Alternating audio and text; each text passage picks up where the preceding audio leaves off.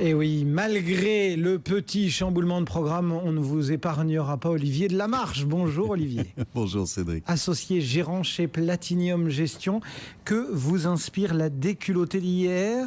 6 semaines effacées. C'est un simple accro ou c'est un retour sur Terre? Oh, j'irai pas jusqu'à dire que c'est un retour sur Terre. C'est pour l'instant, c'est une petite alerte. Et un petit retour sur c'était pas le grand soir. Sur des préoccupations fondamentales, puisqu'on les avait oubliées. On nous avait dit plein de choses. On nous avait dit que la croissance était repartie aux États-Unis. On a eu un chiffre du PIB qui était négatif. Alors évidemment, tout le monde s'est empressé de nous dire que c'était à cause du climat, il y a quand même probablement eu... Je ne sais quoi d'autre. Ah bah je sais pas, moi un jour on me dit que les ouragans et les cyclones ça amène de la croissance. Le lendemain on me dit que non, c'est à cause de ça qu'ils font un PIB négatif. Faut savoir. Soit ça en amène, soit ça en amène pas. Mais ça peut pas faire les deux à la fois. Donc non, tout simplement on s'aperçoit qu'il n'y a pas de croissance hors des subventions de l'État, quoi, en fait. C'est-à-dire que si vous regardez sur les deux rives de l'Atlantique, finalement. Oui, si vous regardez le 3e trimestre aux États-Unis, il était composé de quoi? Le PIB était composé de dépenses gouvernementales. Bon. Et puis là, il y en a moins. Évidemment, ils ont moins de sous à mettre dedans, puisqu'ils sont embêtés avec leur fiscal cliff. Donc, ils ont moins de sous à mettre dans l'économie. Et à ce moment-là, il n'y a plus personne qui fait de la croissance. Et donc, vous retombez en négatif. Ça veut dire quoi? Ça veut dire qu'on se tourne toujours vers la perfusion de l'État. Et que, hors cette perfusion de l'État, mais qui a une contrepartie, puisque c'est de la dette en face, il n'y a pas de croissance. Et donc, on est tombé dans un espèce de modèle à la japonaise. On injecte, ça fait pas de croissance, mais on continue à injecter, on continue à s'endetter, et puis on arrivera, ça sera la joyeuse coalition des gens endettés à 300% bientôt. Il n'y a pas eu que le PIB. Non, il n'y a pas eu que le PIB. Il y a eu aussi l'emploi l'emploi, c'est toujours pareil.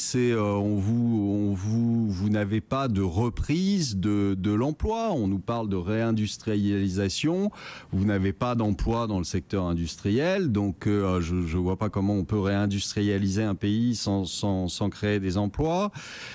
C'est toujours la même chose. Vous avez toujours des chiffres qui sont traficotés sur le marché de l'emploi, avec des gens qui sortent définitivement des statistiques, etc. Mais il n'y a pas de reprise de l'emploi aux États-Unis. C'est pas vrai. Et puis il suffit simplement, à chaque fois que vous avez une société aujourd'hui qui annonce ses résultats, elle annonce en même temps un plan de licenciement. Alors je vois pas très bien comment on va arriver à avoir un taux d'emploi qui remonte avec des licenciements tout le temps. Ça me paraît compliqué comme histoire. Malgré tout, quand vous voyez le marché prendre conscience d'un certain nombre d'aspects et perdre 3%, vous dites, il y a encore de l'espoir ou Non, mais il n'y a pas d'espoir. C'est ce que vous disiez l'intervenant d'avant, le stratégiste d'avant, qui vous disait la même chose. Alors, lui, pour des raisons techniques, il voit une hausse en début d'année.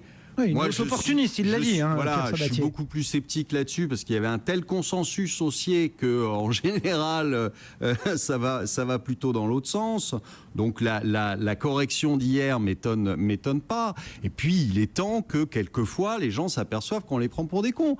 On nous avait dit que le problème bancaire était réglé. Il y a la plus vieille banque italienne qui saute. Avec quoi? Avec des CDS. Mais je croyais que c'était fini. Je croyais qu'on avait mis des contrôles. Je croyais qu'on avait fait tout ce qu'il fallait pour que ça n'arrive plus. Et on a vu ici des gérants et des stratégistes défiler vous expliquant que le secteur bancaire, c'était le nirvana, qu'il avait monté de 100%, mais qu'il allait se refaire 100%. Parce que vraiment, il y avait des les convictions cours sont qui fragiles. étaient... on s'aperçoit qu'on est en train de nous prendre pour des imbéciles. On nous avait dit l'Espagne, ça y est, c'est réglé, la vie est belle en Espagne. Non, la vie n'est pas belle en Espagne. Il n'y a rien de réglé du tout. Ils n'ont pas de croissance, ils n'en auront pas plus demain matin, et il n'y a rien de réglé, absolument absolument rien.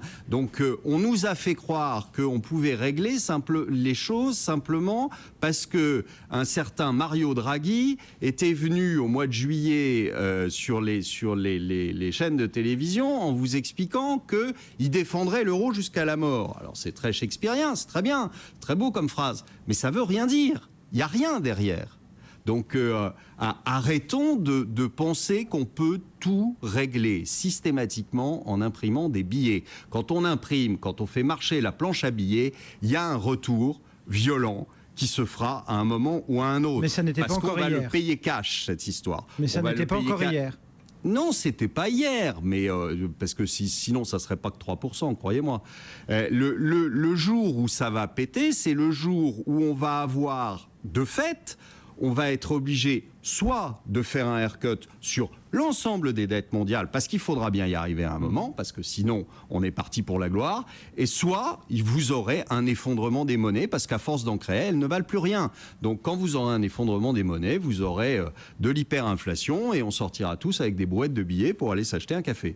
Voilà. Donc il n'y a pas de solution intermédiaire, si vous voulez. La solution intermédiaire serait qu'on ait de la croissance, mais on sait qu'on ne peut pas en avoir, pour des raisons démographiques, pour des raisons de progrès technique, pour tout un tas de raisons. Ça fait 50 ans qu'on perd 1% tous les 10 ans de croissance. C'est pas demain matin qu'on va rebasculer d'une croissance 0 à une croissance 4% comme ça par l'opération du Saint-Esprit.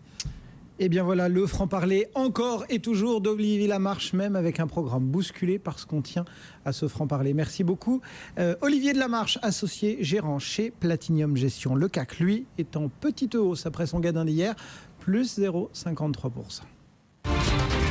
Intégral Placement, l'émission 100% placement sur BFM Business. Et c'est à présent Frédéric Durand-Bazin